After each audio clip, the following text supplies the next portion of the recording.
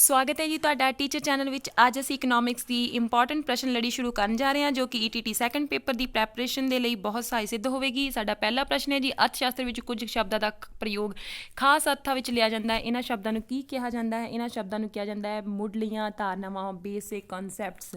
ਯਾਦ ਰੱਖਣਾ ਕਿ ਜਿਹੜਾ ਸਾਡਾ ਈਟੀਟੀ ਸੈਕੰਡ ਪੇਪਰ ਦਾ ਸਿਲੇਬਸ ਆ, ਉਹਦੇ ਵਿੱਚ ਇਕਨੋਮਿਕਸ ਦੇ ਸਿਲੇਬਸ ਦੇ ਅੰਡਰ ਜਿਹੜਾ ਮੇਨ ਟੌਪਿਕ ਆ, ਮੇਨ ਪਹਿਲਾ ਹੀ ਕੰਸੈਪਟ ਆ, ਉਹ ਸਾਡੇ ਕੋਲ ਬੇਸਿਕ ਕਨਸੈਪਟਸ ਹੀ ਹੈ। ਠੀਕ ਹੈ ਜੀ। ਸਾਡਾ ਅਗਲਾ ਪ੍ਰਸ਼ਨ ਹੈ ਜੀ, ਅਰਥ ਸ਼ਾਸਤਰ ਦੀਆਂ ਮਹੱਤਵਪੂਰਨ ਧਾਰਨਾਵਾਂ ਹਨ ਰਾਸ਼ਟਰੀ ਆਮਦਨ, ਨੈਸ਼ਨਲ ਇਨਕਮ, ਪ੍ਰਤੀ ਵਿਅਕਤੀ ਆਮਦਨ, ਪਰ ਕੈਪੀਟਾ ਇਨਕਮ, ਉਪਭੋਗ ਕੰਜ਼ੰਪਸ਼ਨ, ਬੱਚਤ ਸੇਵਿੰਗ ਅਤੇ ਨਿਵੇਸ਼ ਇਨਵੈਸਟਮੈਂਟ। ਸਾਡਾ ਅਗਲਾ ਪ੍ਰਸ਼ਨ ਵੈਰੀ ਇੰਪੋਰਟੈਂਟ, ਇੱਕ ਦੇਸ਼ ਦੇ ਆਮ ਨਿਵਾਸੀਆਂ ਦੀ ਇੱਕ ਵਰ੍ਹੇ ਦੌਰਾਨ ਅਰਜਿਤ ਆਮਦਨ ਕਹਾਉਂਦੀ ਹੈ ਰਾਸ਼ਟਰੀ ਆਮਦਨ, ਮਤਲਬ ਨੈਸ਼ਨਲ ਇਨਕਮ। ਠੀਕ ਹੈ ਜੀ।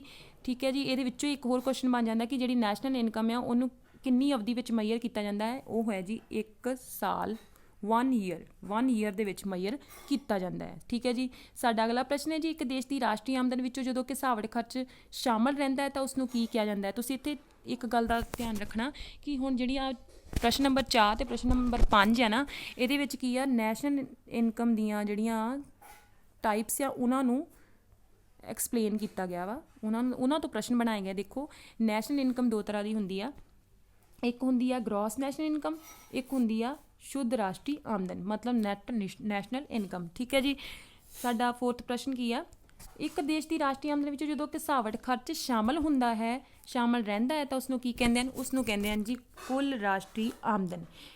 ਸਾਡਾ 5ਵਾਂ ਪ੍ਰਸ਼ਨ ਹੈ ਜੀ, ਜਦੋਂ ਰਾਸ਼ਟਰੀ ਆਮਦਨ ਵਿੱਚੋਂ ਘਿਸਾਵਟ ਖਰਚ ਘਟਾ ਦਿੱਤਾ ਜਾਂਦਾ ਤਾਂ ਜੋ ਆਮਦਨ ਬਚਦੀ ਹੈ ਉਹ ਬਚਦੀ ਹੈ ਸਾਡੇ ਕੋਲ ਸ਼ੁੱਧ ਰਾਸ਼ਟਰੀ ਆਮਦਨ, ਮਤਲਬ ਨੈਟ ਨੈਸ਼ਨਲ ਇਨਕਮ। ਠੀਕ ਹੈ ਜੀ। ਦੋਨੋਂ ਕਨਸੈਪਟ ਕਲੀਅਰ ਹੋ ਜਾਣੇ ਚਾਹੀਦੇ ਆ। ਦੋਨੋਂ ਕੁਐਸਚਨਸ ਨੂੰ ਆਪਾਂ ਰਿਲੇਟ ਕਰਕੇ ਯਾਦ ਕਰਨਾ, ਫਿਰ ਹੀ ਸਾਨੂੰ ਯਾਦ ਰਹਿਣੇ ਆ। ਠੀਕ ਹੈ। ਇਹ ਦੋਨੋਂ ਰਾਸ਼ਟਰੀ ਆਮਦਨ ਦੀਆਂ ਕਿਸਮਾਂ ਹਨ। ਠੀਕ ਹੈ ਨਾ। ਇਹਨਾਂ ਨੂੰ ਦੋ ਭਾਗਾਂ ਵਿੱਚ, ਰਾਸ਼ਟਰੀ ਆਮਦਨ ਨੂੰ ਅਸੀਂ ਦੋ ਭਾਗਾਂ ਵਿੱਚ ਵੰਡਦੇ ਹਾਂ। ਠੀਕ ਹੈ ਜੀ। ਸਾਡਾ ਅਗਲਾ ਪ੍ਰਸ਼ਨ ਹੈ ਜੀ, ਰਾਸ਼ਟਰੀ ਆਮਦਨ ਵਿੱਚੋਂ ਜੇਕਰ ਵਿਦੇਸ਼ਾਂ ਤੋਂ ਪ੍ਰਾਪਤ ਸ਼ੁੱਧ ਸਾਧਨ ਆਮਦਨ ਨੂੰ ਘਟਾ ਦਿੱਤਾ ਜਾਵੇ ਤਾਂ ਜੋ ਆਮਦਨ ਬਚਦੀ ਹੈ ਉਹ ਕੀ ਹੁੰਦੀ ਹੈ? ਸਾਡੀ ਡੋਮੈਸਟਿਕ ਇਨਕਮ, ਮਤਲਬ ਘਰੇਲੂ ਆਮਦਨ। ਠੀਕ ਹੈ ਨਾ। ਜਦੋਂ ਅਸੀਂ ਆਪਣੀ ਕੰਟਰੀ ਦੀ ਟੋਟਲ ਇਨਕਮ ਦੇ ਵਿੱਚੋਂ ਅਸੀਂ ਵਿਦੇਸ਼ਾਂ ਤੋਂ ਪ੍ਰਾਪਤ ਸ਼ੁੱਧ ਸਾਧਨ ਆਮਦਨ ਨੂੰ ਘਟਾ ਦਿੰਦੇ ਹਾਂ, ਵਿਦੇਸ਼ਾਂ ਤੋਂ ਅਰਨ ਕੀਤੀ ਹੋਈ ਇਨਕਮ ਨੂੰ ਘਟਾ ਦਿੰਦੇ ਤਾਂ ਸਾਡੇ ਕੋਲ ਕੀ ਬਚਦਾ ਹੈਗਾ ਆ? ਡੋਮੈਸਟਿਕ ਇਨਕਮ, ਸਾਡੀ ਘਰ ਦੀ ਆਮਦਨ, ਮਤਲਬ ਘਰੇਲੂ ਆਮਦਨ। ਸਾਡਾ ਅਗਲਾ ਪ੍ਰਸ਼ਨ ਹੈ ਜੀ, ਕਿਸੇ ਦੇਸ਼ ਦੇ ਲੋਕਾਂ ਨੂੰ ਇੱਕ ਨਿਸ਼ਚਿਤ ਅਵਧੀ ਵਿੱਚ ਪ੍ਰਾਪਤ ਹੋਣ ਵਾਲੀ ਔਸਤ ਆਮਦਨ। Very important question. ਠੀਕ ਹੈ ਨਾ। ਯਾਦ ਰੱਖਣਾ ਕਿ ਜਦੋਂ ਵੀ ਇਕਨੋਮਿਕਸ ਦੇ ਵਿੱਚ ਔਸਤ ਆਮਦਨ ਦੀ ਗੱਲ ਕੀਤੀ ਜਾਂਦੀ ਆ ਤਾਂ ਇਹਦਾ ਮਤਲਬ ਕੀ ਹੁੰਦਾ? ਪ੍ਰਤੀ ਵਿਅਕਤੀ ਆਮਦਨ। ਠੀਕ ਹੈ ਜੀ। ਠੀਕ ਹੈ ਜੀ। ਇਹ ਯਾਦ ਰੱਖਣਾ, ਬਹੁਤ ਇੰਪੋਰਟੈਂਟ ਕੁਐਸਚਨ ਹੈ। ਸਾਡਾ ਅਗਲਾ ਪ੍ਰਸ਼ਨ ਹੈ ਜੀ, ਡੈਸ਼ ਇੱਕ ਔਸਤ ਆਮਦਨ, ਮੈਂ ਉੱਪਰ ਦੱਸ ਚੁੱਕੀ ਹਾਂ ਆਲਰੇਡੀ। ਠੀਕ ਹੈ ਨਾ। ਕੀ ਆਏਗਾ? ਪ੍ਰਤੀ ਵਿਅਕਤੀ ਆਮਦਨ। ਪ੍ਰਤੀ ਵਿਅਕਤੀ ਆਮਦਨ ਨੂੰ ਹੀ ਔਸਤ ਆਮਦਨ ਇਕਨੋਮਿਕਸ ਦੇ ਵਿੱਚ ਕਿਹਾ ਜਾਂਦਾ ਹੈ। ਸਾਡਾ ਅਗਲਾ ਪ੍ਰਸ਼ਨ ਹੈ ਜੀ, ਜਦੋਂ ਕੋਈ ਮਨੁੱਖ ਆਪਣੀ ਲੋੜ ਦੀ ਸੰਤੁਸ਼ਟੀ ਲਈ ਕਿਸੇ ਚੀਜ਼ ਦੀ ਉਪਯੋਗਤਾ ਕਰਦਾ ਹੈ ਤਾਂ ਉਹ ਕਿਹੜੀ ਕਿਰਿਆ ਹੈ? ਠੀਕ ਹੈ ਨਾ। ਉਹ ਕਿਹੜੀ ਕਿਰਿਆ ਹੁੰਦੀ ਹੈ? ਉਪਭੋਗ, ਕੰਜ਼ੰਪਸ਼ਨ। ਠੀਕ ਹੈ ਨਾ। ਕੰਜ਼ਿਊਮ ਕਰਨਾ। ਠੀਕ ਹੈ। ਇਹਦੀ ਮੈਂ ਤੁਹਾਨੂੰ ਐਗਜ਼ਾਮਪਲ ਦਿੰਦੀ ਹਾਂ ਆਪਣੀ ਡੇਲੀ ਲਾਈਫ ਦੇ ਵਿੱਚੋਂ। ਦੇਖੋ, ਜਦੋਂ ਅਸੀਂ ਰੋਟੀ ਖਾਂਦੇ ਹਾਂ ਕਿਸ ਲਈ ਖਾਂਦੇ ਹਾਂ? ਭੁੱਖ ਮਿਟਾਉਣ ਲਈ। ਪਾਣੀ ਪੀਂਦੇ ਹਾਂ ਪਿਆਸ ਮਿਟਾਉਣ ਲਈ। ਠੀਕ ਹੈ ਨਾ।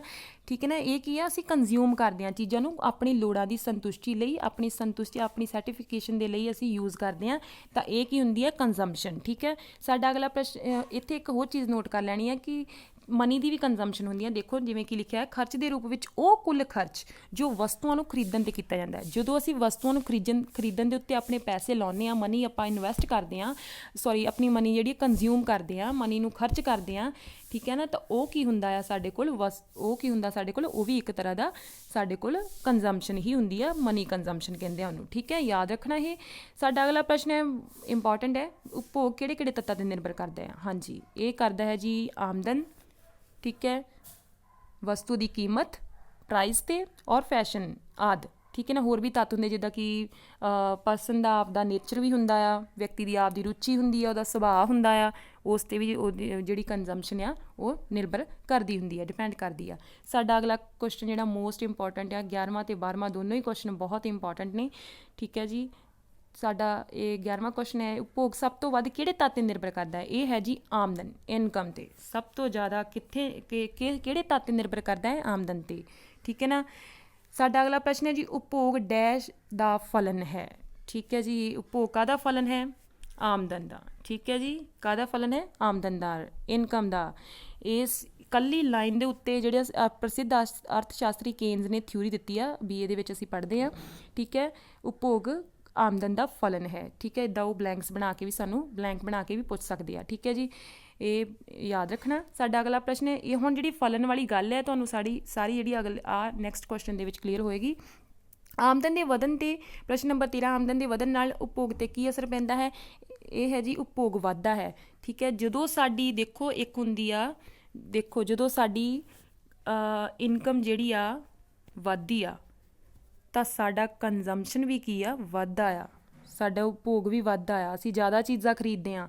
ਠੀਕ ਹੈ ਨਾ, ਜਦੋਂ ਸਾਡੇ ਕੋਲ ਪੈਸੇ ਜ਼ਿਆਦਾ ਹੁੰਦੇ ਅਸੀਂ ਚੀਜ਼ਾਂ ਜ਼ਿਆਦਾ ਖਰੀਦਦੇ ਹਾਂ, ਉਹੀ ਹੋ ਗਿਆ। ਠੀਕ ਹੈ, ਡੇਲੀ ਲਾਈਫ ਦੇ ਵਿੱਚ ਅਸੀਂ ਇਕਨੋਮਿਕਸ ਦੀਆਂ ਐਗਜ਼ਾਮਪਲਸ ਨੂੰ ਦੇਖ ਸਕਦੇ ਹਾਂ। ਠੀਕ ਹੈ, ਅਤੇ ਜਦੋਂ ਸਾਡੇ ਕੋਲ ਪੈਸੇ ਘੱਟ ਹੁੰਦੇ, ਸਾਡੀ ਇਨਕਮ ਘੱਟ ਹੁੰਦੀ ਆ ਤਾਂ ਕੀ ਕਰਦੇ ਹਾਂ, ਉਪਭੋਗ ਵੀ ਘੱਟ ਕਰਦੇ ਹਾਂ। ਜਦੋਂ ਸਾਡੀ ਆਮਦਨ ਜਿਹੜੀ ਆ 40,000 ਹੁੰਦੀ ਆ ਅਸੀਂ ਜ਼ਿਆਦਾ ਖਰਚ ਕਰਦੇ ਹਾਂ, ਜਦੋਂ ਸਾਡੀ ਆਮਦਨ 10,000 ਹੋ ਜਾਂਦੀ ਆ, 10,000 ਘੱਟ ਕੇ ਹੋ ਜਾਂਦੀ ਆ ਤਾਂ ਅਸੀਂ ਕੀ ਹੈ, ਖਰਚ ਵੀ ਘੱਟ ਕਰ ਦੇਵਾਂਗੇ। ਠੀਕ ਹੈ ਜੀ, ਹੁਣ ਨੋਟ ਕੀ ਲਿਖਿਆ ਦੇਖੋ, ਆਮਦਨ ਘਟਣ 'ਤੇ ਉਪਭੋਗ ਕੀ ਹੈ, ਘਟਦਾ ਆ। ਹੁਣ ਇੱਥੇ ਇੱਕ ਇਹ ਵੀ ਚੀਜ਼ ਯਾਦ ਰੱਖ ਲੈਣਾ ਕਿ ਆਮਦਨ ਦਾ ਅਤੇ ਉਪਭੋਗ ਦਾ ਸਿੱਧਾ ਸੰਬੰਧ ਆ। ਠੀਕ ਹੈ ਨਾ, ਜੇ ਆਮਦਨ ਵੱਧਦੀ ਆ ਤਾਂ ਉਪਭੋਗ ਵੀ ਵੱਧਦਾ ਆ, ਜੇ ਆਮਦਨ ਘਟਦੀ ਆ ਤਾਂ ਉਪਭੋਗ ਵੀ ਘਟਦਾ ਆ। ਠੀਕ ਹੈ ਜੀ, ਸਾਡਾ ਅਗਲਾ ਪ੍ਰਸ਼ਨ ਹੈ ਜੀ, ਆਮਦਨ ਵਿੱਚ ਹੋਣ ਵਾਲੇ ਪਰਿਵਰਤਨ ਦੀ ਤੁਲਨਾ ਵਿੱਚ ਉਪਭੋਗ ਵਿੱਚ ਕਿੰਨਾ ਪਰਿਵਰਤਨ ਹੁੰਦਾ ਹੈ? ਇਹ ਕਿਸ 'ਤੇ ਨਿਰਭਰ ਕਰਦਾ ਹੈ? ਹੁਣ ਸਾਨੂੰ ਇਹ ਤਾਂ ਪਤਾ ਆ ਕਿ ਆਮਦਨ ਵਿੱਚ ਚੇਂਜਿੰਗ ਹੋਣ ਦੇ ਨਾਲ ਉਪਭੋਗ ਵਿੱਚ ਵੀ ਚੇਂਜਿਸ ਆਉਂਦੀਆਂ ਨੇ, ਬਟ ਇਹ ਵੀ ਕਿਹਦੇ 'ਤੇ ਡਿਪੈਂਡ ਕਰਦਾ ਹੈ? ਇਹ ਕਰਦਾ ਹੈ ਜੀ ਉਪਭੋਗ ਪ੍ਰਵਿਰਤੀ 'ਤੇ। ਕਾਹਦੇ 'ਤੇ ਨਿਰਭਰ ਕਰਦਾ ਹੈ? ਉਪਭੋਗ ਪ੍ਰਵਿਰਤੀ 'ਤੇ। ਸਾਡਾ ਲਾਸਟ ਕੁਐਸਚਨ ਹੈ ਜੀ, ਔਰ ਵੈਰੀ ਇੰਪੋਰਟੈਂਟ ਪੇਪਰ ਦੇ ਪੁਆਇੰਟ ਆਫ ਵਿਊ ਤੋਂ, ਆਮਦਨ ਵਿੱਚੋਂ ਕੀ ਘਟਾਉਣ 'ਤੇ ਬਚਿਆ ਧਨ ਬੱਚਤ ਕਹਾਉਂਦਾ ਹੈ?